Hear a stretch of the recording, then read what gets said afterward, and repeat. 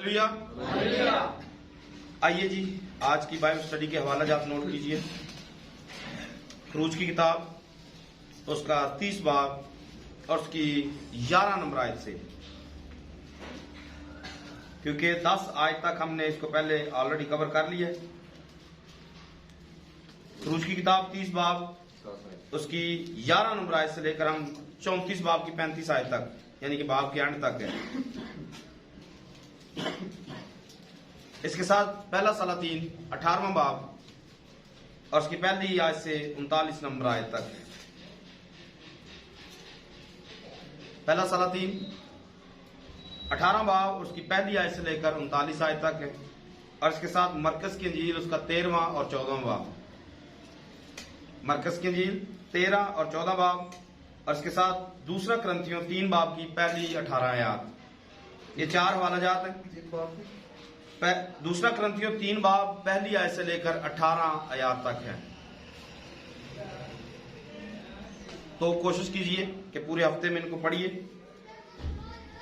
क्योंकि मैंने पिछली दफा कई दफा ये मैं बातें कर चुका हूं कि अगर आप पढ़ेंगे नहीं तो मैं तो एक ही आयत पर बात करता हूं और आयत पर बात करके फिर आगे पूरा मतलब घंटा गुजर जाता है और बात खत्म हो जाती है, घंटा खत्म हो जाता है, लेकिन बाकी सारी चीजें वही की वही रहती हैं। अगर आप इनको पढ़ेंगे, समझेंगे, पूछेंगे तो मैं आपको बताऊंगा, क्योंकि आगे सिलसिला काफी लंबा है। तो अगर आप पूछेंगे, किसी बात को पूछेंगे तो मैं जरूर आपको बताऊंगा, अगर नहीं पूछेंगे तो फिर सिलसिला चलता रहेगा। आमीन। सो आज की जो बाइबल स्टडी है, इसका जो मेन थीम है, इन सारी चीजों को जोड़ने वाला, वो फिर से आज वही है, हैकल है या मजहब है, क्षमादान कह लें, क्योंकि ये सारी चीजें, चूंकि ये हैकल का सिस्टम चल रहा है, सारी चीजों को जोड़ने के लिए हैकल ही है जो मेन थीम है। और आज का जो बाइबल स्टडी का टाइटल है वो 12वीं आयत में, आज की जो मतलब पहली आयत कह लें, 12वीं आयत, जब तू बनी इस्राएल का शुमार करे तो जितनों का शुमार हुआ हो वो फी मर्द शुमार के वक्त अपनी जान का फिदिया खुदावंद के लिए दे, ताकि जब तू उनका शुमार कर रहा हो उस वक्त कोई वबा उनमें फैलने ना पाए। आमीन। तो यहां से हमारा आज का जो टाइटल है बाइबल स्टडी का, वह है कीतिसा। इब्रानी जुबान में से कीतिसा बोला जाता है, यानी कि मर्दमशुमारी करनी है, गिनती करनी है। और जब वो तुम्हें जो लिखा हुआ है कि तूने उनसे लिखा है फी मर्द शुमार के वक्त अपनी जान का फिदिया खुदावंद के लिए दे, खुदावंद के लिए फिदिया दे, कीतिसा, यानी कि वो जब दे दे। तो यहां से हमारा आज का बाइबल स्टडी का टाइटल है कि जब तू उनसे ले ले या जब वो तुम्हें दे दे। देना क्या है और लेना क्या है? देना क्या है और लेना क्या है? यहां पर लिखा हुआ है फिदिया। देना क्या है जी? फिदिया देना है। फिदिया किसने देना है? हर शख्स ने अपना फिदिया खुद देना है। उसकी वजह क्या है? उसकी वजह क्या है जी? लिखा है जब तू बनी इस्राएल का शुमार करे। तो शुमार जो करना है, आगे जाकर आप देखते दाऊद ने एक दफा कौम का शुमार किया, सजा लेना पड़ी, खुदा के हाथ में जाना पड़ा और फिर सजा के प्रोसेस में से गुजरना पड़ा। जब शुमार करना है तो शुमार के हिसाब से हर मर्द अपनी जान का फिदिया दे। और देना किसको है, क्यों देना है, इसके लिए आगे पढ़ते हैं। कोई भी बंदा पढ़े जिसको आगे। हर एक जो निकल कर शुमार के लिए हो, शुमार किए हुओं में मिलता जाए, वो मकदस की मिस्काल के हिसाब से नीम मिस्काल दे। मकदस की जो मिस्काल है, मकदस का जो टैक्स रखा गया है, हैकल का जो टैक्स होगा, जो मिस्काल होगी, उसके टैक्स के हिसाब से आधी मिस्काल जो है वो देना है। आगे मिसाल 20 जजिया की होती है। ये नीम मिसाल खुदावंद के लिए नजर है। ये नीम मिस्काल खुदावंद के लिए क्या है जी? ये नजर है, और ये हर बंदे ने देना ही देना है। हैकल के लिए जो टैक्स लगाया गया है उस टैक्स को देना ही देना है। ऊपर टाइटल लिखा हुआ है खुदावंद के मस्कन यानी खैमा इत्मा के लिए असूल। खैमा इत्मा का यह असूल है, कानून है कि जब भी आपने मर्दों को गिनना है, जो मर्द उम्र के हिसाब से पूरा आएगा, यानी कि उसकी उम्र बराबर हो चुकी है, जवान हो चुका है, उस मर्द के हिसाब से मर्द गिनते जाना है और हर मर्द अपने अपनी उम्र के हिसाब से या अपने अपने शुमार के हिसाब से हैकल के अंदर नीम मिसकाल जमा करवाएगा। ये कानून है लावी की कहानत के अंदर कि हर शख्स यहां पर नीम मिसकाल देने का पाबंद है। आगे बढ़िए। जितने 20 बरस के या इससे ज्यादा उम्र के निकल कर शुमार के लिए किए हुओं में मिलते जाएं जी, उनमें से हर एक खुदावन की नजर दे। जब तुम्हारी जानों का कुफारे के लिए खुदावन की नजर दी जाए तो दौलतमंद नीम मिस्काल से ज्यादा ना दे, दौलतमंद नीम मिसकाल से ज्यादा न दे और ना गरीब उससे कम दे। ना गरीब उससे कम दे। और तू बनी इसराइल से कफारा की नकदी लेकर, कफारा की नकदी लेकर उसे खैमा इज्तिमा के काम में लगाना, ताकि वो बनी इसराइल की तरफ से तुम्हारी जानों के कफारा के लिए खुदावंद के हजूर याद कर। आपने समझा? हर बंदा अपनी जान का कफारा खुद देगा। हाँ जी, हर शख्स अपनी जान का कफारा। यहां से आप कॉन्सेप्ट समझिए, हमारे लिए कफारा क्यों दिया गया है। हम तो अपनी जान के लिए कोई कफारा नहीं देते हैं। हम अपनी जान के लिए कोई कफारा नहीं देते। हम ये कहते हैं जी हमारे लिए यीशु ने कफारा दे दिया। हमारे लिए क्या ये काफी है? ये कंप्लीट है? बात फाइनल है? आपके ख्याल से क्या ये फाइनल है कि यीशु ने हमारे लिए कफारा दे दिया? असी उनको जो दइए तो भावें ना दइए, ऐसा चल जाएगा? आज की बरादरी तो ऐसा ही कर रही है। हाँ, लोग मार रहे लेकिन ऐसा नहीं, ऐसा तो नहीं है। आप कुछ भी ना दें और बदले में आप कहें जी हमें सोने का ताज मिल जाए, जिंदगी का ताज मिल जाए। हम दुनिया में भी अपने आप को पूरा सेट रखें और आखिर में भी कहें जी सारे तो अगे सानू ही ला दो, ऐसा हो जाएगा? क्या ख्याल है? दुनिया में भी आप कुछ ना करें और आखिर में भी जाके कहें जी इनाम सब तो पहले बड़ा सानू मिलना चाहिए, ऐसा? उनका क्या करेंगे जिन्होंने अपने घर बार छोड़ दिए, अपनी जानें तक कुर्बान कर दी? उनको कहां पर आप फिट करेंगे? हम आखिरी जमाने के लोग ढीठ किस्म के नाफरमानियों से, बदकारियों से लदे हुए, भरे हुए, और आगे जाकर हम कहें जी हमें सबसे बड़ा इनाम दे दिया जाए, चल जाएगा? हो जाएगा? कुछ तो बोलिए, हो जाएगा? छोटा भी मिलने वाला नहीं, टोटा भी मिलने वाला, टोटा बोल रहे, छोटा भी मिलने वाला। मतलब बड़ा इनाम मिलना तो दूर की बात है, छोटा मिलना भी शायद उस राह पे जाना भी हमारे लिए मुश्किल हो जाएगा। बनी इस्राइल कानून के तौर पर अगर आप ये ही ले लें कि यहां पर लागू है, इस जगह पे लागू है शुमार के हिसाब से, हमें नहीं देना चाहिए। आप ये कह रहे हैं हमें नहीं देना चाहिए, आमीन कर देते जी, लॉक कर देते जी, हमें नहीं देना चाहिए। एक मिसाल के तौर पर हम वो करेंगे जो यीशु ने किया है। हम अच्छा, दायकी के पैगाम में मैंने बोला था कि कोई एक बंदा निकाल लो जिसने दायकी दी है। चक्षिदाद में मैंने शुक्रगुजारी के मौके पर यह बयान दिया कि मुझे एक बंदा निकाल कर दिखाओ जिसने शुक्रगुजारी की है।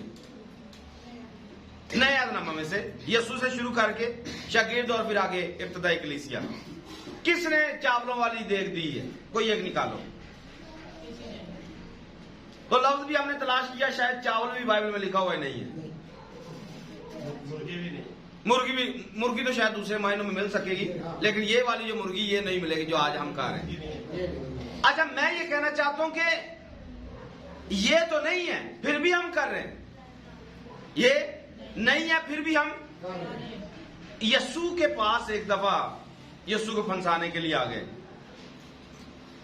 हवाला पढ़ेंगे नहीं। बादशाह के लोग आ गए, खरीदी सदूकी मिलकर आए। यीशु मसीह के आते ही कहते कि उस्ताद जी तुसी बड़े अच्छे हो, तुसी किसी की तरफदारी नहीं करते ते खुदा दी जिहड़ी तालीम है सही दुरुस्त देंदे हो, ते जो सही है तुसी वो दसदे हो। जरा ये दसो कि कैसर नूं जजिया देना रवा है या नहीं? कैसर नूं जजिया देना, जजिया मतलब टैक्स, टैक्स देना रवा है या नहीं? तो यीशु ने क्या कहा? सिक्का मुझे दो, सिक्का अच्छा सिक्का हाथ में पकड़कर कहा इस पर किसकी फोटो बनी हुई है? तो यीशु ने क्या कहा? जो कैसर का है, जो कैसर का है और जो खुदा का है। आज आपके पास किसी के पास नोट है, कोई निकाले, जल्दी से नोट निकालिए, कोई भी निकालिए, नोट निकालिए। फ्रंट पे क्या बना हुआ है? बैक पे क्या बना हुआ है? क्या बना है? जो कैद आजम का कैद आजम को दो, जो मस्जिद का मस्जिद को दो।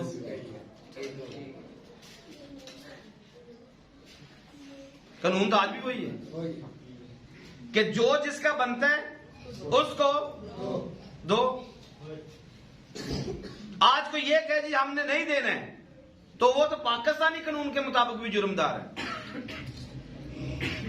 क्योंकि इसके ऊपर फोटो वैसी बनी हुई है जैसे पहले वहां पर बनी हुई है। जो कैसर का है कैसर को, और जो खुदा का है खुदा को, ऐसा यीशु ने बोला। अच्छा एक दफा फिर से यीशु के शागिर्दों के पास आकर कुछ लोग पूछते हैं, ਤੁਹਾਡਾ उस्ताद टैक्स देता है? हाँ, तो शागिर्दों ने क्या कहा?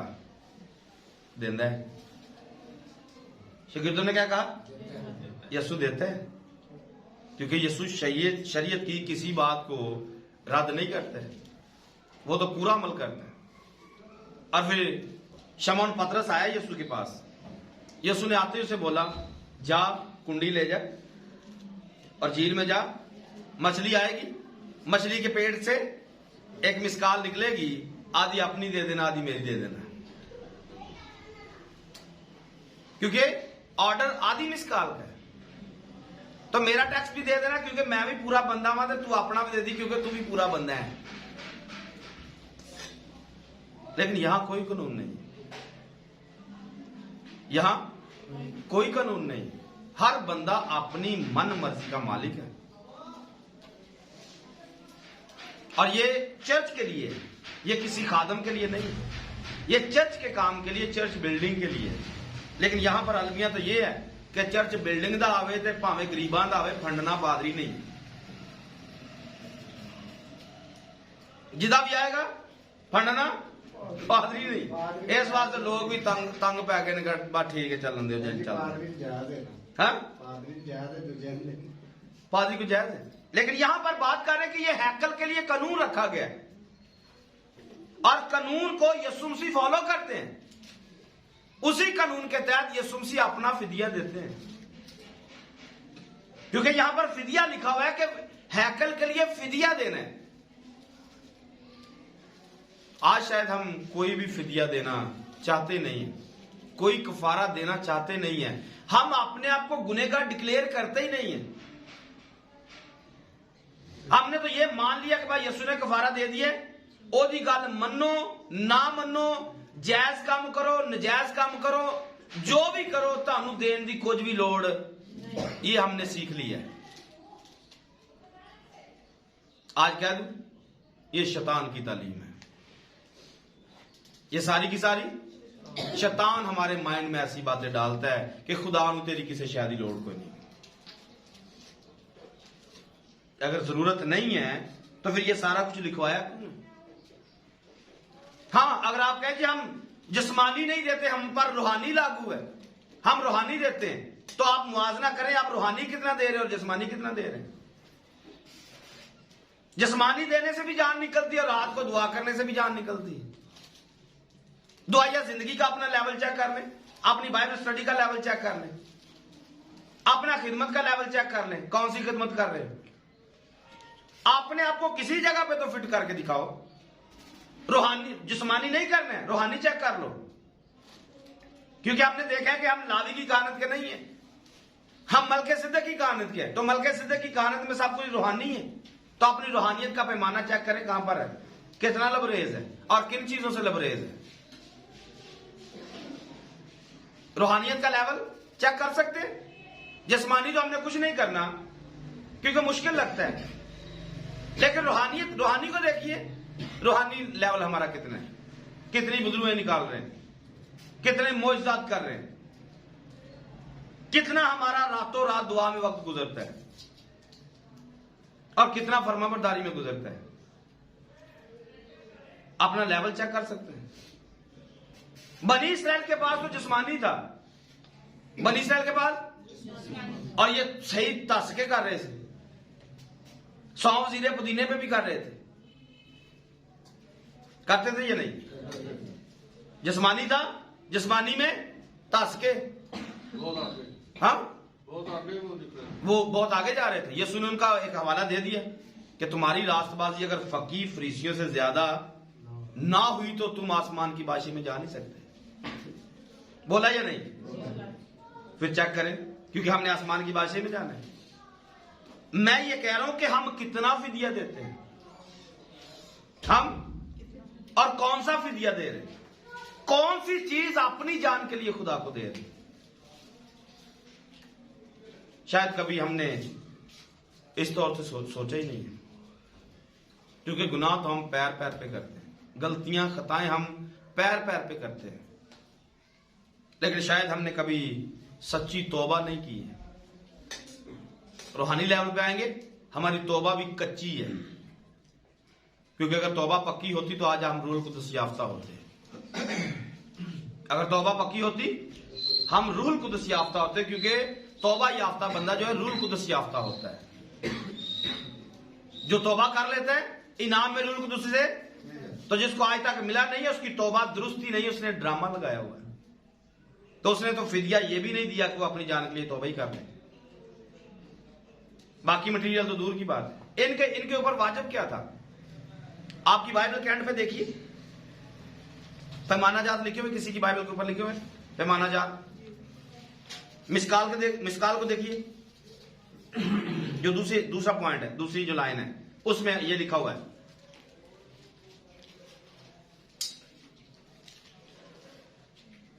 मिला नहीं मिला?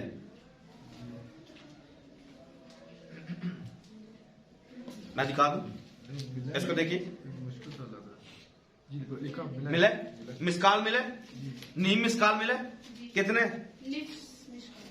निस्फ मिसकाल कितने? इसके नीचे पे माना लिखा हुआ है 7.5। ये जो लिखा मिसकाल लिखा हुआ है 1.25 तोला, 1 तोला, और उसके ऊपर 25 जो है वो रतियां कह लें, और यहां पर 7.5 माशे है, 7.5 माशे, 14 माशे मिलते हैं, 1 तोला बनता है।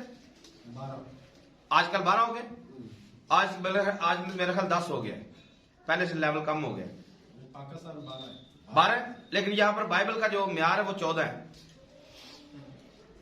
14 से ये गिरा है, 12 पे है, 12 से भी शायद किसी जगह पे 10 पे चला गया है, लेकिन चले 14 का आखिर जो एंड है वो आधा 7 है, यानी कि आधा तोला।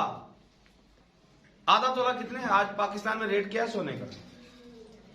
हाँ, 1 लाख तक होगा। हाँ, 1 लाख से ऊपर, लाख ही निकाल लेते हैं, 1.5 लाख से ऊपर है तो 75,000 तो बनता है। साल में एक बंदे ने 75,000 रुपया सिर्फ टैक्स देना है हैकल के लिए, और ये बंदे की जान का फिदिया है जो खुदा ने मुकर्रर किया है। और बनी इसराइल के लोग देते थे क्योंकि वो खुदा से मोहब्बत करते थे। आज सोचे हम पर क्या लगता है? हमने तो सिरे से मिटा दिया, कुछ भी नहीं देना, कोई मतलब हम पे कफारा हमारा हो गया, बस फारिग। तो यहां पर लिखा है कि देना क्यों है, फिदिया देना क्यों है? लिखा है उस वक्त कोई, जब तू उनको शुमार करेगा, कोई वबा उनमें ना फैल जाए। वबा से बचने के लिए शुमार करते हैं, वबा से बचने के लिए कफारा देना है, और ये कफारा टैक्स देना है। कफारे का मतलब टैक्स है जो इन्होंने देना है हैकल के लिए, और ये मूसा ने मुकर्रर किया है। तो ये तो शायद वजनी है, इसको हम छोड़ देते हैं। 75,000 हम साल का नहीं दे सकते हैं, 75,000 हम साल का नहीं दे सकते, ये हमसे दूर है। तौबा तो कर सकते हैं, ये तो कफारा दे सकते हैं, जिस्मानी बातें छोड़ सकते हैं, जिस्मानी ख्वाहिशात छोड़ सकते हैं। ये मेरा ख्याल आसान है या मुश्किल है? क्योंकि अगर आप 75,000 की बात कर लें कि 75,000 एक बंदे ने देना है, तो घर के नफरी का हिसाब लगा ले, कितने मर्द हैं घर में? एक घर के अंदर अगर 5 मर्द हैं तो 2.5 लाख तो बन गया इनका। तो अगर एक पादरी के पास 100 खानदान है तो 100 खानदानों के अंदर से आप लगा लें, एक घर का एक बंदे लगा ले जिसने 75,000 देना है, तो 100 का मतलब क्या हुआ? ये 7-7.5 करोड़ रुपया तो बनेगा साल का। एक नहीं, दर्जनों के हिसाब से चर्च बन जाएंगे, चर्च बिल्डिंगें दर्जनों के हिसाब से बनेंगी। लेकिन चूंकि ये मामलात ऐसे नहीं है, सिलसिले मतलब अपनी अपनी मर्जी से, एक पादरी मतलब कहां कहां पे अपने आप को फिट करेगा। एक मतलब चर्च में हदिया बंदा दे रहा है, 100 रुपया निकाल के दे रहा है, हफ्ते के बाद आता है, और महीने में 4 दफा उसने 400 रुपया दे दी है। एक पादरी 400 रुपए से क्या करेगा इस बंदे का? तो आकड़ बंदे दी आसमाना नु छूंदी, क्योंकि 400 दिता है महीने का। आकड़ 4 लाख हैं? आकड़ जड़ी 4 लाख का आखिर जी आकड़ आकड़ आकड़ आकड़ लागे 4 लाख का जी। मतलब वो तो 100 जो दे रहा है उसकी बात कर रहे हैं, जो 100 देता ही नहीं है, क्योंकि 100 निकालना भी जान निकालता है। हर बंदा 100 थोड़ी देता है, ये चंदा गिनने वालों को पता होता है। 10 वाले चौके होंगे, तो 10-20 चंदा पा के ते आकड़ आसमाना नु छू रही है, फिर सारा कुछ पादरी के ऊपर फेंक देना है। करता नहीं है, किया नहीं है, ये नहीं किया, वो नहीं किया, तो आपने क्या किया? क्या किया? आपके पास क्या प्रोजेक्ट है, क्या करने का इरादा है? सिर्फ यही कि पादरी नु जुतियां ही मारनियां ने हर वक्त, ओदे बारे पुठा सीधा ही बोलना है। अपनी अपनी जरा इसमें झांक के देखो, आप क्या कर रहे हो?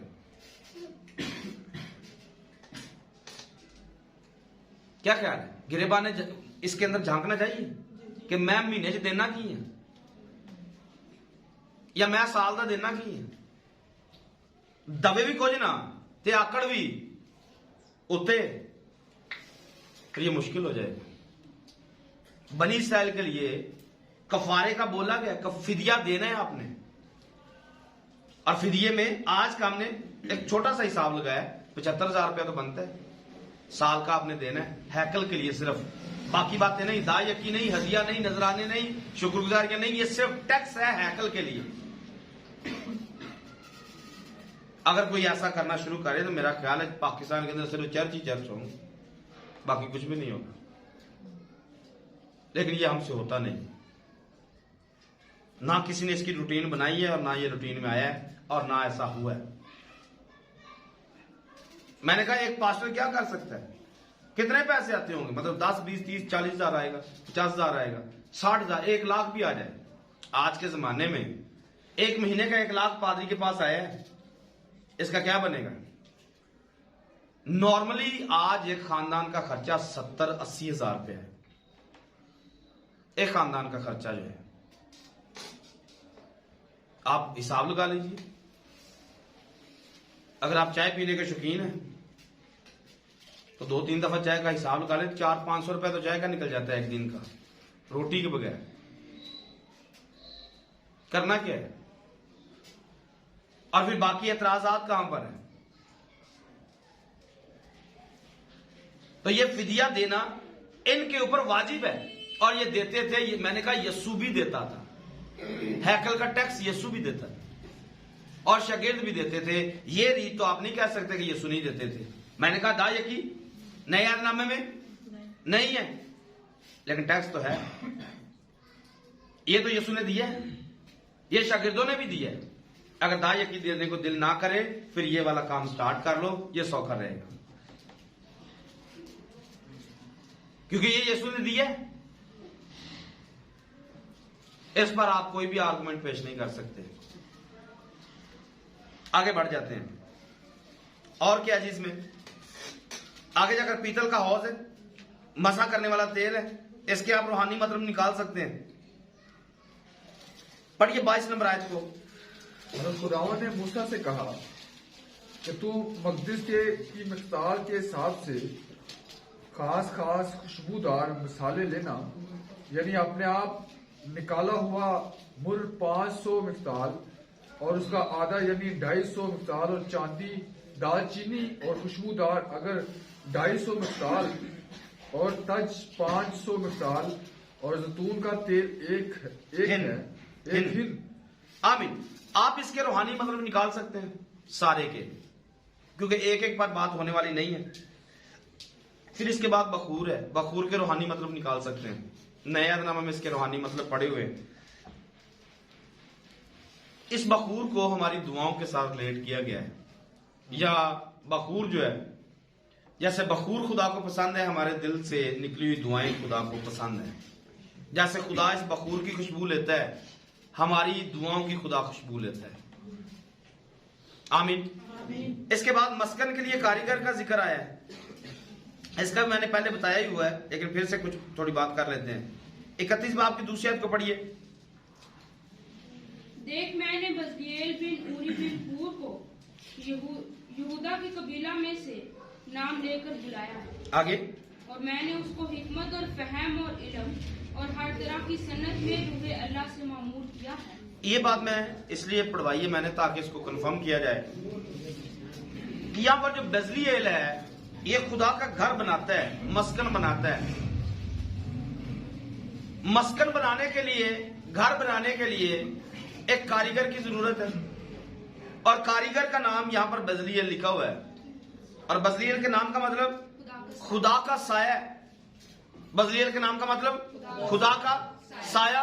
और इसकी उम्र जो रबी इसकी उम्र बताते हैं, या जिस पर मुतफिक हैं कि इसकी उम्र टोटल 13 साल थी जब इसने हैकल के लिए सारा काम किया। हैकल को जब बनाया गया तो एक कारीगर ऐसा ढूंढा गया जिसकी उम्र टोटल 13 साल है।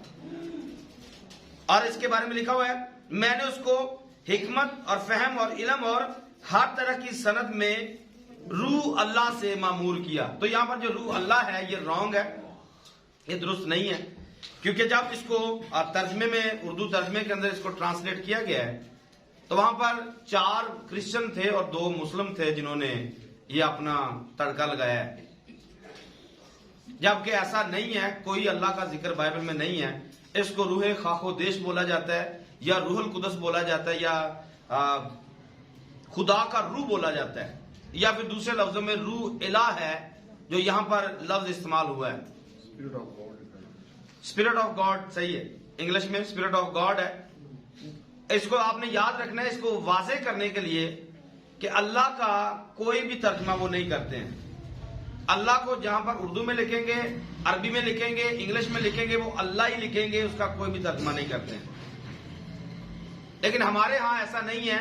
हमारे यहां खुदा लिखा जाएगा, या फिर एलोहीम लिखा जाएगा, या फिर गॉड लिखा जाएगा, लॉर्ड लिखा जाएगा, लॉर्ड खुदावंद के लिए लिखा जाएगा। तो यहां पर इंग्लिश बाइबल में वाज़े हो जाता है कि ये स्पिरिट ऑफ गॉड है, स्पिरिट ऑफ अल्लाह नहीं है। तो आपने इसको कंफर्म करना है कि ये जो लफ्ज यहां पर रूह अल्लाह लिखा हुआ है, ये अल्लाह बाइबल में किसी जगह पे मेंशन नहीं है। रूह इलाह इसका दुरुस्त जो तर्जमा है वो रूह इलाह। इलाह का मतलब माबूद होता है, और ये एलोहीम का तर्जमा किया गया है। खुदा, एलोहीम का तर्जमा खुदा भी किया जाता है और इलाह भी किया जाता है, या इलाहों भी किया जाता है, क्योंकि एलोहीम जमा का लफ्ज है। सीगा जमा है, और जमा में इसको इलाहों भी बोला गया है, और ये फरिश्तों के लिए भी इस्तेमाल होता है, आदमियों के लिए भी इस्तेमाल होता है, और ये खुदा के लिए भी इस्तेमाल होता है। तो यहां पर जो लफ्ज है वो रूह इलाह है, और ये वही रूह है जो यसाया की किताब में लिखी हुई है। निकालिए 11वें बाब की पहली आयत को, यसाया की किताब 11वें बाब की पहली आयत। और यसी के तने से एक कौंपल निकलेगी, यसी के तने से एक कौंपल निकलेगी, और उसकी जड़ों से एक बारआवर शाख पैदा होगी, उसकी जड़ों से एक बारआवर शाख पैदा होगी, और खुदावंद की रूह उस पर ठहरेगी, खुदावंद की रूह उस पर ठहरेगी, हिकमत और खिर्द की रूह, जी, मसलहत और कुदरत की रूह, मार्फत और खुदा के खौफ की रूह, जी आगे। और उसकी शादमानी खुदा के खौफ में होगी, और वह ना अपनी आंखों को देखने के मुताबिक इंसाफ करेगा, जी, और ना अपने कानों के सुनने के मुआफिक फैसला करेगा। आमीन। तो यहां पर हमने देखा है कि जो कैटेगरी या जो क्वालिटी यीशु मसीह के अंदर है, यसाया 11वें बाब में जो क्वालिटी यीशु मसीह के अंदर है, वही क्वालिटी बजलीएल के अंदर है। आप दूसरे लफ्जों में इसको देखिए, इसके नाम का मतलब, बजलीएल के नाम का मतलब खुदा का साया। अब यीशु मसीह को देखते हैं, उसके बारे में लिखा हुआ है कि वो खुदा की जात का नक्श और उसकी जात का परताव। उसकी जात का परताव का मतलब उल्टी साइड या साया। जो हमारा जो साया होता है ये हमारी उल्टी साइड होती है। तो ये बजलीएल अपने नाम के अंदर ही यीशु है, और अपनी रूह के हिसाब से भी ये यीशु है, और यीशु के अंदर खुदा का रूह है, ना कि किसी अल्लाह का रूह है। तो दूसरे लफ्जों में ये यीशु का रूह ही है जो बजलीएल के अंदर है, क्योंकि जब तक यीशु का रूह किसी के अंदर नहीं आता है, वो मकदस को तमीर कर भी नहीं सकता है। हम सब खुदा का मकदस है, हम सब कहने को हम सब खुदा का मकदस है, लेकिन शर्त क्या है? बशर्ते के खुदा का रूह तुम में, तो जिसमें खुदा का रूह बसा हुआ होगा वो बजलीएल ही होगा, वो खुदा का साया ही होगा जमीन के ऊपर, वो खुदा की उल्टी साइड ही होगा। जैसे यीशु कह रहे जिसने मुझे देखा, तो आज कोई ऐसा कह सकता है जो खुदा का साया बन जाएगा, जो खुदा की तरह दिखेगा, जो बजलीएल की तरह दिखेगा, जो रोशन जमीन होगा, वो कह सकेगा जिसने मुझे देखा है उसने बाप को देखा है, क्योंकि मैं और बाप एक है। बाप मुझ में रहकर अपने काम करता है, लेकिन ये तो कहेगा वही जिसमें ये कैटेगरी और ये क्वालिटी पाई जाएगी। लेकिन जिसमें ये क्वालिटी कैटेगरी नहीं है, वो खुदा का मकदस ना तो बना सकता है और ना ही वो कारीगर है। और अगर वो कारीगर नहीं है, खुदा का मकदस बना नहीं सकता है, वो फिदिया भी नहीं दे सकता है, क्योंकि फिदिया तो यीशु ने देना है। फिदिया तो हम यीशु के मकाम पर खड़े होंगे तो ही हम कुछ दे सकेंगे। और यीशु अगर जान दे सकता है, यीशु अगर, हम कुछ नहीं दे सकते। अगर कुछ नहीं देने को दिल करता है तो मतलब हम उस ट्रैक पर अभी तक आए ही नहीं। अभी तक हम उस ट्रैक पर जिसमें जाकर हम खुदा की कुर्बत में जा सकते हैं। तो खुदा की कुर्बत में जाना और फिर अपने आप को खुदा की तरह दिखाना, अपने आप को खुदा का साया कहना, यह हमारे लिए मुश्किल हो जाएगा। आमीन।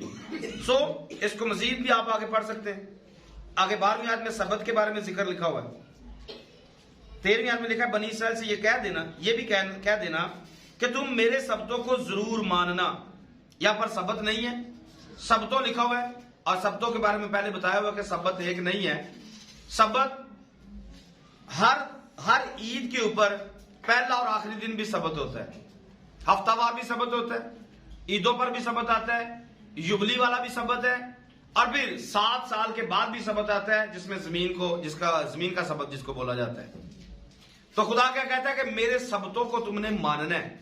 और आगे लिखता है, इसलिए कि ये मेरे और तुम्हारे दरमियान तुम्हारी पुश्त दर पुश्त एक निशान रहेगा, ताकि तुम जानो कि मैं खुदावन तुम्हारा पाक करने वाला हूं। बस तुम सबत को मानना, इसलिए कि वो तुम्हारे लिए मुकद्दस है। जो कोई उसकी बेहुरमती करे, उसके बारे में क्या लिखा है? वो जरूर मार डाला जाए।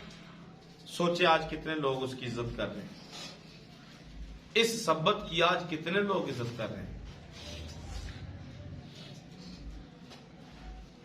हफ्ते इतवार वाला तो सेटअप छोड़ दीजिए कि हफ्ता सब्बत है या इतवार सब्बत है, ये तो हम 100% मानते हैं कि सब्बत आज भी हफ्ता ही है, लेकिन बहुत सारे मानते हैं कि नहीं है, इतवार है। इतवार को ही आप रख लें कि अगर इतवार ही सब्बत है तो इतवार को हम कितना पाक मानते हैं। पूरा दिन में इतवार में हम क्या करते हैं?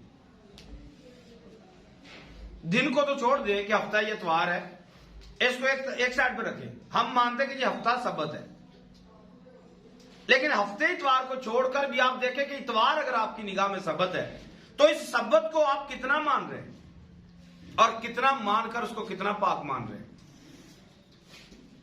इस मामले में भी शायद हम बाइबल के ग्राफ से बहुत नीचे गिर चुके हैं। किसी भी पॉइंट को उठाते हैं, शायद हम किसी पर भी फिट नहीं आ रहे हैं। और आगे लिखता है, जो उसमें कुछ काम करे वो अपनी कौम में से, तो हफ्ता सब्बत नहीं है। एक मिसाल के तौर पर इतवार तो सब्बत है, तो इतवार में हम कोई काम नहीं करते। हाँ, फिर आप अपने आप को कट कर लें कि आप खुदा की बादशाही के लोग नहीं हैं, आप मारे जा चुके हैं। आपका जिंदगी में कोई हिस्सा बखरा नहीं है, क्योंकि ये खुदावंद ने बोला है।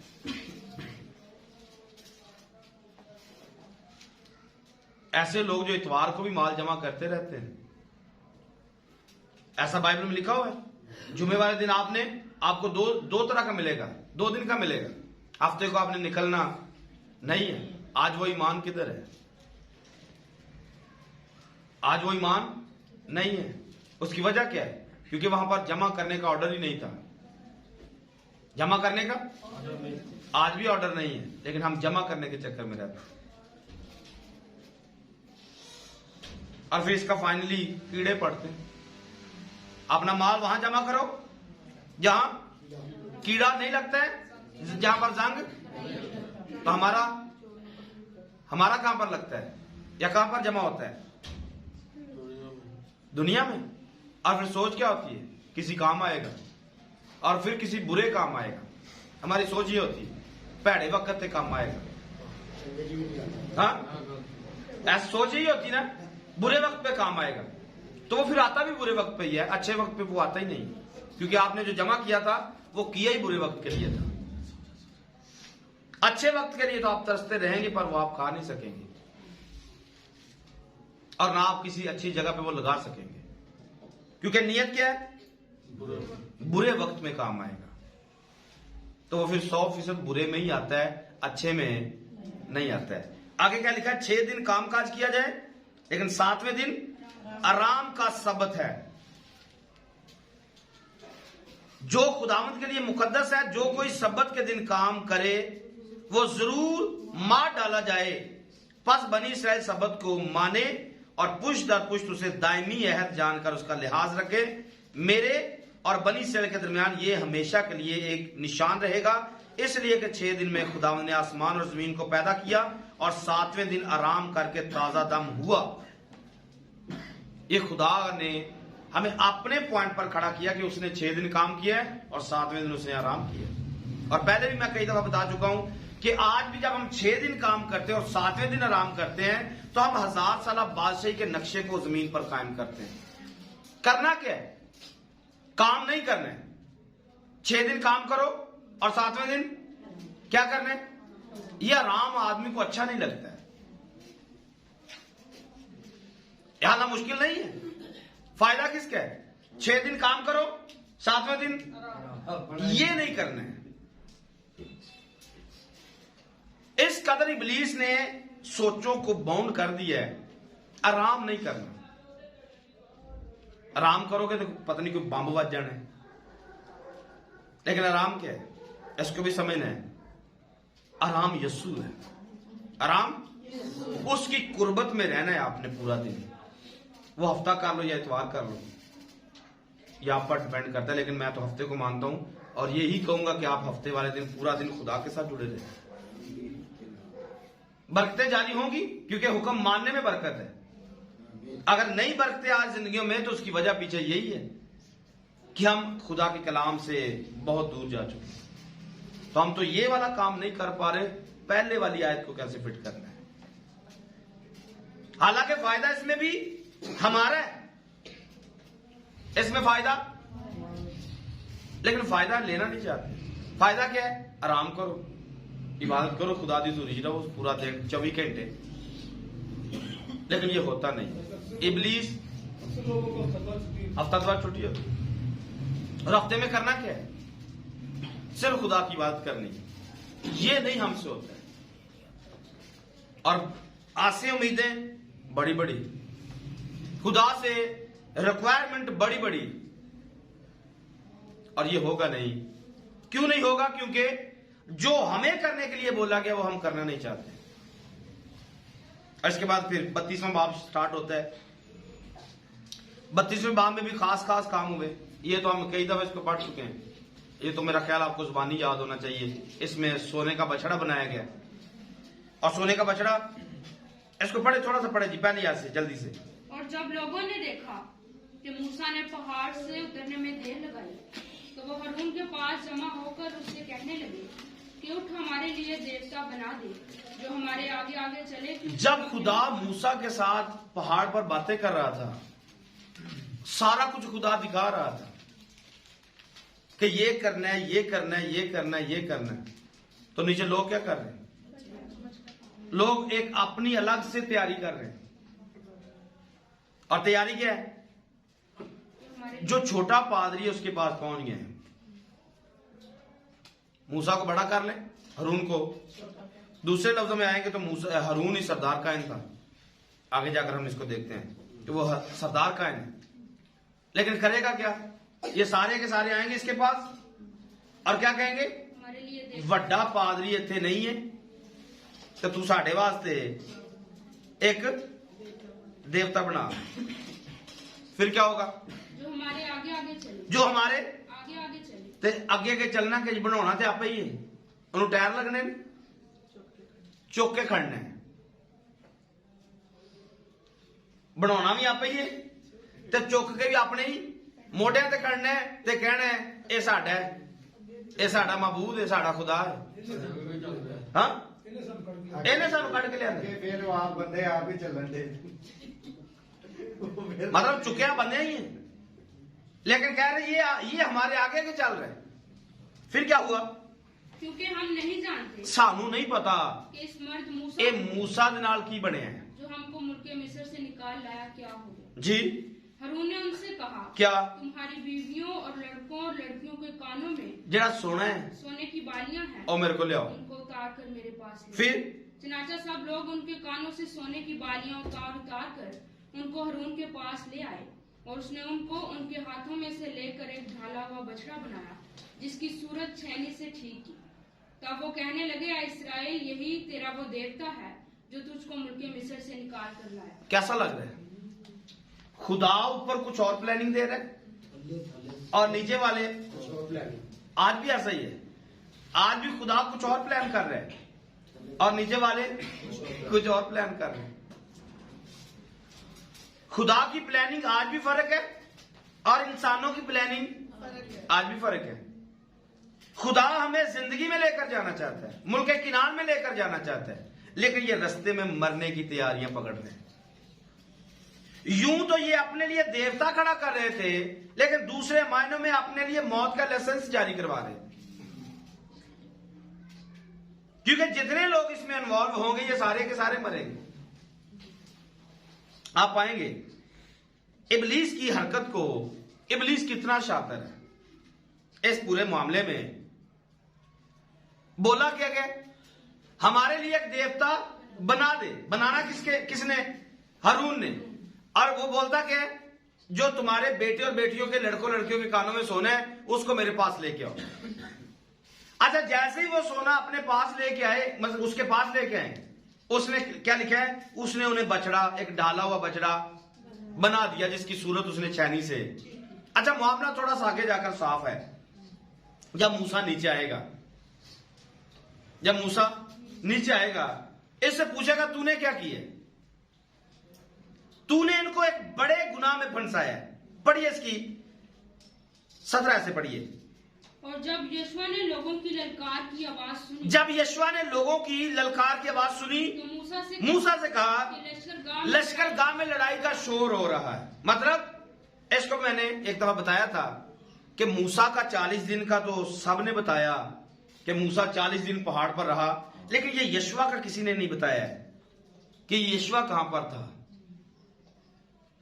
यहोवा ना खुदा के पास है और ना ही यहोवा लोगों के पास है।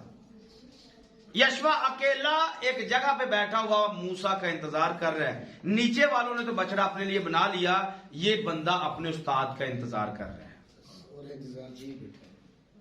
40 दिन 40 रात ये अपने उस्ताद के लिए बैठा रहा है। वो तो खुदा के साथ बातें कर रहा था, ये किसी के भी साथ बातें नहीं कर रहे। ना लोगों के पास है और ना ही खुदा के पास है, लेकिन ये सिर्फ इंतजार में है। पढ़िए आगे। मूसा ने कहा ये आवाज ना फतेहमंदी की है ना मगलूबों की फरियाद है। यानी कि किसी ने कुछ फतह नहीं किया है और ना ही कोई हारा हुआ है कि हार में कोई रो रहा है, ऐसी कुछ भी बात नहीं है। बल्कि मुझे तो गाने वालों की आवाज सुनाई देती है। ये क्या है जी? ये एक ललकार, एक शोर है। आज इन दिनों में ये शोर शराबा आपको बहुत ज्यादा नजर आएगा। और ना तो ये जीते हुओं की ये कोई ललकार है कि ये बहुत कुछ जीत चुके हैं, और ना ये रो रहे हैं कि असि हार गए हैं या साढ़े से कोई जुल्म हो रहे हैं। मैं आज के इन दिनों की बात कर रहा हूं जो चल रहे हैं। ये गाने बजाने की आवाजें बहुत आएंगी आपको इन दिनों में। दरवाजे खटखटा खटका के भी आवाजें आएंगी। हाँ, रात में 12 बजे भी आवाज आएगी ताड़े कान से, बंब चल रहे हों। लेकिन ये ना तो जीते हुए हैं और ना ही ये हारे हुए हैं, बल्कि नाफरमान लोगों का टोला है जिन्होंने खुदा के खिलाफ सर उठाया हुआ है। ये नाफरमानों का वो टोला है जिन्होंने खुदा के खिलाफ बगावत और सरकशी का ऐलान किया हुआ है, क्योंकि ना इनके पास खुदा है और ना ये खुदा को हासिल करने के मूड में, ये सिर्फ जस्ट एंजॉय करने के चक्कर में, ये सिर्फ एंजॉय करने के चक्कर में, इसके अलावा इनका दूसरा कोई मतलब नहीं। और फिर क्या होगा? और लश्करगाह के नजदीक आकर उसने वो बछड़ा उनका नाचना देखा। तब मूसा का गजब भड़का और उसने उन लोगों को अपने हाथों में से पटक दिया। नहीं, उन लोहों को अपने हाथ से पटक दिया। मतलब कैसे पटका? यूं करके? नहीं, गुस्सा इतना कि पत्थर की लोहें इस कदर उसने सर से उठाकर नीचे फेंकी कि वो 2 टुकड़े हो गए। पत्थर कितनी जल्दी टूट जाता है? हाँ, मुश्किल टूटता है। सोचे मूसा के अंदर कितना गुस्सा आया है। मूसा किस कदर गुस्से से लाल पीला हुआ होगा। 2 लोहें, दोनों को पकड़ा इकट्ठा, दोनों को जमीन पर मारा, इस कदर मारा कि वो दोनों टूट गई। किसकी वजह से? सिर्फ इस शोर शराबे की वजह से कि इन्होंने देवता बना लिया है। आज कितने लोगों ने देवते बनाए हैं? कौन गैरतमंद उठेगा जो इस तरह का गुस्सा अपने अंदर दिखाएगा कि मुझे खुदा की गैरत मौजूद है मेरे अंदर? जिन्होंने गुस्सा करना था, जिन्होंने गैरत दिखानी थी, वो खुद उनके साथ मिले हुए हैं। आज जिन्होंने गुस्सा दिखाना है, गैरत दिखानी है, सारे के सारे उसी टोले के साथ मिले हुए हैं जो खुदा के खिलाफ बगावत कर रहे हैं। हर वो नागवार चीज जो खुदा को अच्छी नहीं लगती है, आप इन दिनों में देखेंगे सरेआम होगा। कौन बोलेगा, कौन बताएगा कि आप खुदा के खिलाफ सरकशी कर रहे हो? आगे क्या लिखा है?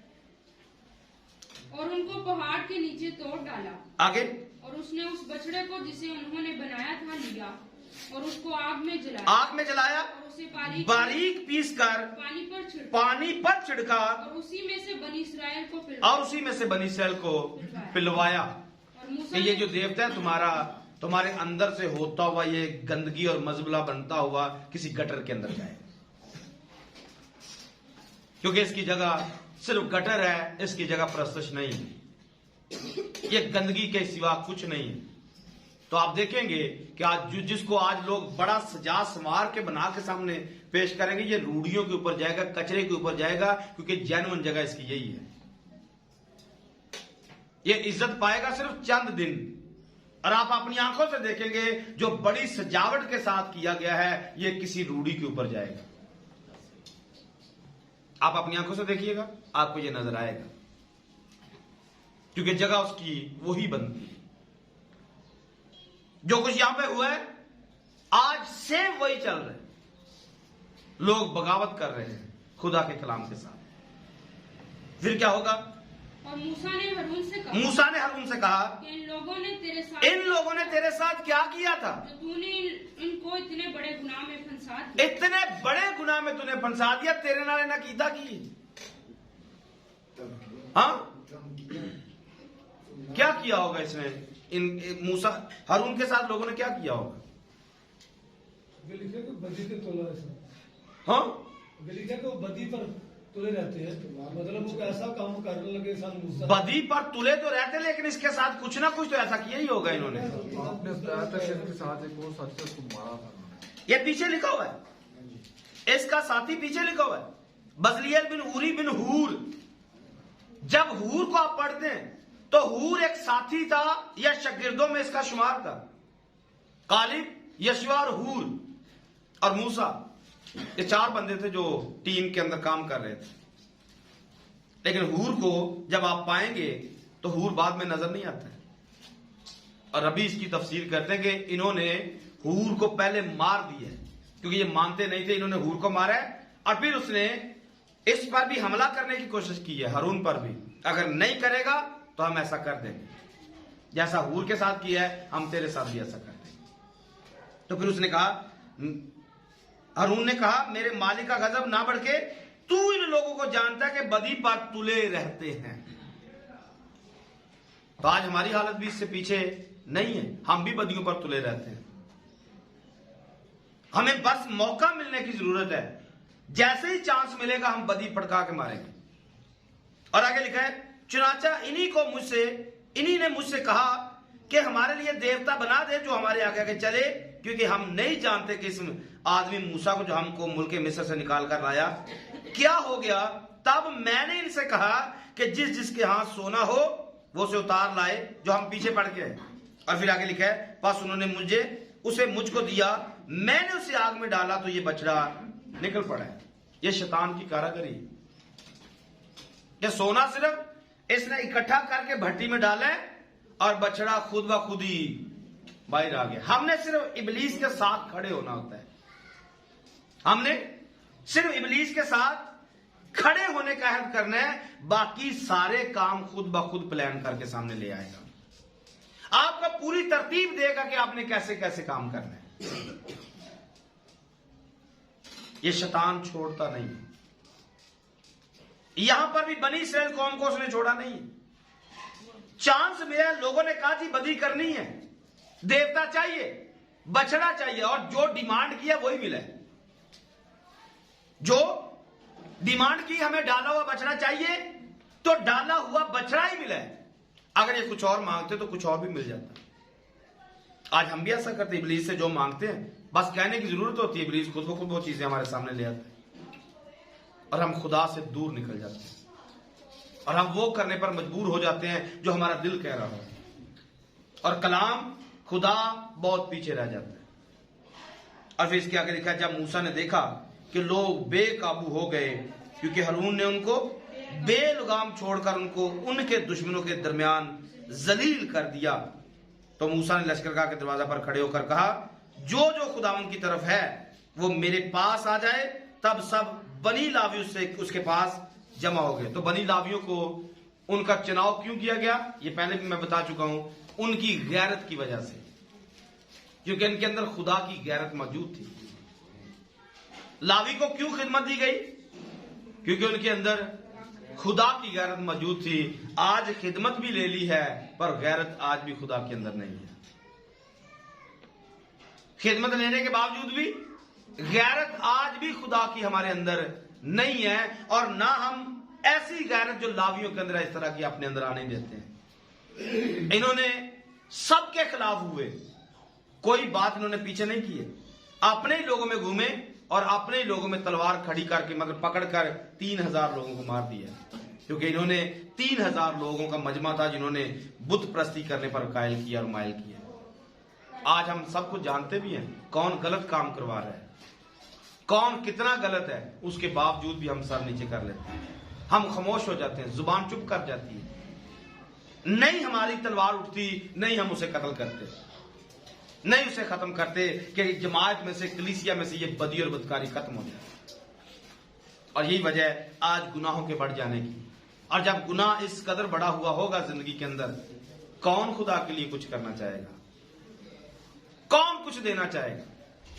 टाइटल क्या है हमारा? जब तू उनसे कुछ ले ले, जब तू उनसे ले ले, तो लेना क्या है? सिवाय बदी और बदकारी के अलावा हमारे पास है ही क्या? सिवाय नाफरमानी और सरकशी के सिवा हमारे पास है ही क्या? हमने खुदा को देना ही क्या है? तो बातें सख्त हैं, लेकिन हमारी हालत उससे भी कहीं परे की है, क्योंकि हम दुनियादारी के अंदर खो चुके हैं, दुनियादारी की चीजों में हम बच चुके हैं, धस चुके हैं।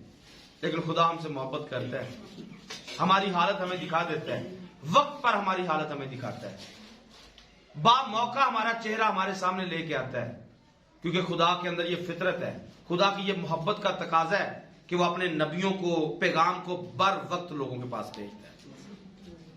लेकिन लोग बर वक्त पैगाम सुनकर भी उसको रद्द कर देते हैं। और अमसाल 29 बाब में लिखा हुआ है कि जो बार बार तंबी पाकर भी गर्दन कशी करता है, नागहान बर्बाद हो जाएगा। तो बर्बादी मुकर्रर हो जाती है जब कोई बार बार पैगाम सुनता है और उस पर अमल नहीं करता है। इसके अंदर और भी चीजें पाई जाती हैं। ये 34 बाब में आप पाएंगे कि पत्थर की 2 लोहे हैं। ये दूसरा जोड़ा जो खुदा ने दिया है, यह दूसरा जोड़ा जिस पर खुदा ने अपने अहकामात लिख कर दिए। लेकिन इसके लिए आप इस बात को समझें कि यह आखिरी आज की हमारी बात होगी। जब पहली पत्थर की 2 लोहे तोड़ दी गई, तो फिर खुदा ने, यहां पर लिखा हुआ है, फिर खुदा ने मूसा से कहा, पहली लोहों की मानिंद पत्थर की 2 लोहे अपने लिए तराश लेना, और मैं उन लोहों पर वही बातें लिख दूंगा जो पहली लोहों पर जिनको तूने तोड़ डाला मरकूम थी। आमीन। तो ये बात भी एक मुकाशफाती तौर पर हमारे सामने आती है कि जब पहली खुदा ने तख्तियां लिखी, अपने हाथ से लिखी और तख्तियां भी खुद बनाकर दी, तो मूसा ने उनको तोड़ दिया है गुनाह की वजह से। गुनाह लोगों का, बदी लोगों की, बदकारी लोगों की, लेकिन कलाम को बीच में रखकर तोड़ दिया गया है। आगे जाकर नए अहदनामे में आप यही पाएंगे, गलतियां, गुनाह, बदियां, बदकारियां हमारी थी और मुजस्सम कलाम जो यीशु मसीह है उसको दरमियान में लाकर तोड़ दिया गया, उसको मरना पड़ गया। गुनाह हमारे और मरेगा कलाम। आज भी गुनाह हम कर रहे हैं और बदनामी कलाम की हो रही है। लज्जत दुनिया की हम लेना चाहते हैं, दुनिया में हम रहना चाहते हैं और बदनाम कलाम हो रहा है। लोग हम खुदा के हैं, लोग हम खुदा के चुने हुए लोग हैं खुदा के, लेकिन हमारी वजह से आज कलाम बदनाम हो रहा है और कलाम की कोई इज्जत, कोई वैल्यू हमारी जिंदगियों में दूर दूर तक नजर नहीं आती। आज भी कलाम बदनाम हो रहा है, आज भी कलाम टूट रहा है हमारी जिंदगियों में, हमारे घरों के अंदर। लेकिन यहां पर बताया गया दूसरी चीज कि अगर तख्तियां पहली तोड़ दी गई हैं तो फिर दूसरी दफा आपको खुद तख्तियां बनानी पड़ेंगी। मतलब हमें भी मूसा की तरह इस पुराने दिल की तख्ती को तोड़ देना चाहिए और एक नई तख्ती हमें क्रिएट करनी चाहिए, ताकि खुदा अपने अहकामात हमारे दिलों पर लिख दे, दिल की तख्तियों पर लिखे, ताकि हम बाइबल के मुताबिक जिंदगी बसर करें। क्योंकि ऐसा लिखा हुआ है, खुदावन ने उसके आगे से ये पुकारता हुआ गुजरा, खुदावन खुदाए रहीम और मेहरबान, कहर करने में धीमा और शफकत और वफा में गनी, हजारों पर फजल करने वाला, गुनाह और तकसीर और खता का बख्शने वाला, लेकिन वो मुजरम को हरगिज बरी नहीं करेगा, बल्कि बाप दादा के गुनाह की सजा उनके बेटों और पोतों को और तीसरी और चौथी पुश्त तक देता है। आमीन। अगर उससे डरेंगे, उससे मोहब्बत करेंगे तो वो फजल करेगा। अगर उसके हुक्मों पर अमल करेंगे वो फजल करेगा। अगर उसके हुक्मों के खिलाफ चलेंगे तो फिर हमारी तीसरी चौथी पुश्त तक भी सजा जारी हो सकती है। फैसला तो हमारा है कि आज हमने दुरुस्त होना है और फिर आगे हमारे बच्चे भी बरकत पाएंगे। अगर आज हम करप्ट जिंदगी बसर करेंगे, फिर हमारी अगली औलाद, नई जनरेशन जो है वो भी सजा के अंदर जिंदगी बसर करेगी। तो ऐसा हमारे साथ चल रहा है, हमारी जिंदगियों में ऐसा चल रहा है। हमारे बाप दादा के अंदर जो कुछ चल रहा था, आज उनका असर हमारी जिंदगियों में चल रहा है। जो बीमारियां तकलीफें उनकी जिंदगी के अंदर थी, वही बीमारियां तकलीफें आज हमारी जिंदगी में चल रही हैं। आप इससे इनकार नहीं कर सकते। आप कहेंगे ये खानदानी डिजीज है, ये मेरे दादे को भी यही बीमारी थी, मेरे अब्बे को भी यही बीमारी थी, मुझे भी यही बीमारी है। जी हां, आपके बाप दादा की बदकारी की सजा आप तक भी आएगी। अगर आप दुरुस्त ना हुए, आपके बच्चों तक भी जाएगी। ये एक फाइनल चीज है, इसमें कोई रोक रुकावट नहीं है। आप इसका इनकार करें या ना, इसको माने या ना माने, लेकिन ऐसा होता है। आप अपने पीछे राउंड करके देखिए, आपके दादा को देखिए, बाप को देखिए, अपने आप को देखिए, फिर अपने बच्चों को देखिए, चौथी पुश्त तक देखिए, जरा ध्यान लगाइए, आपको नजर आएगा कि जो दादा के अंदर था बाप के अंदर है, और जो बाप का है वो आगे बेटे में, और बेटे का जो आगे औलाद में है। अगर दुरुस्त ना हुए तो ये बीमारियां नस्ल दर नस्ल, तकलीफें नस्ल दर नस्ल चलती जाएंगी। बचने का वाहिद जरिया यही है, हम अपने दिलों को तैयार करें, अपने दिलों को इस काबिल खुदा के सामने पेश कर दें कि जो बजलियत के अंदर रूह है, उस रूह को अपने अंदर ले लें, ताकि हम इस खुदा के मकदस को तैयार कर सकें और खुदा का रूह हमारे अंदर बस जाए। आमीन। और यही हमारा फिदिया है। हम 75,000 लाख देने से कासिर हैं, नहीं दे सकते हैं। हमारे पास होगा भी तो हम नहीं देंगे, क्योंकि ये एक फर्क चीज है। लेकिन जो कर सकते हैं ये तो आसान है। हम अपने आप को तो अपनी जिंदगियों का फिदिया तो दे सकते हैं। जैसे रोमियो 12वें बाब में लिखा है, अपने बदन कुर्बान होने के लिए दे, ये तो कर ही सकते हैं।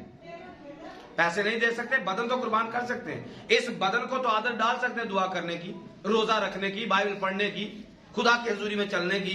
ये भी मुश्किल है। अगर ये भी मुश्किल है, फिर आप पर स्टैंप पक्की है, आप खुदा की तरफ से फारग बंदे हो। तो फैसला हमने लेना है, कहां पर जाना है, अपनी औलाद को कहां पर लेके जाना है, अपने आप को कहां पर लेके जाना है। फैसला हमारा है। जो खुदा से डरते हैं, खुदा उन पर हजारों पर फजल करने वाला है। लेकिन जो डरते नहीं है, खुदा मुजरिम को हरगिज बरी नहीं करेगा। मुजरिम बनकर जिंदगी बसर करेंगे, मुजरिम बनकर इस दुनिया से जाएंगे, सजा पक्की है। लेकिन अगर फजल अपने ऊपर करवा लिया, यीशु को मान लिया, दिल बदल लिया, कलाम को अपने दिल में रख लिया, उसके मुताबिक जिंदगी बसर कर ली, निजात पक्की है। आमीन। तो खुदा इस कलाम के वसीले मुझे और आपको बरकत बख्शे। आमीन। God bless you.